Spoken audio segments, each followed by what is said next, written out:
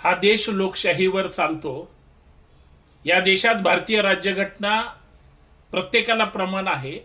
सत्तेत येण्यासाठी तुम्हाला बहुमत लागतं आणि बहुमत यायच्या अगोदर तुम्ही दुसऱ्याला गुंड म्हणता आणि ज्यावेळेस तुम्ही सत्तेत येता त्यावेळेस तुम्ही तोडफोड करता, सार्वजनिक नुकसान करता। मग ते गुंड होते का तुम्ही गुंड होते हे सुद्धा शोधणं गरजेचं आहे। कारण लोकशाहीमध्ये कायदा सुव्यवस्था त्यांनी पण राखायची होती आणि तुम्ही पण राखली पाहिजे। मी चर्चा करतोय पश्चिम बंगालमध्ये भारतीय जनता पार्टीला 10 रुपयाच्या झारमुरीमध्ये यश प्राप्त झालं, परंतु ते यश पचवता येत नसेल, नुसती तामिळनाडूमध्ये जर दादागिरी होणार असेल आणि जय श्रीराम म्हणत जर तोडफोड होणार असेल तर लोकशाही चालली कुठं याचा सुद्धा विचार करा।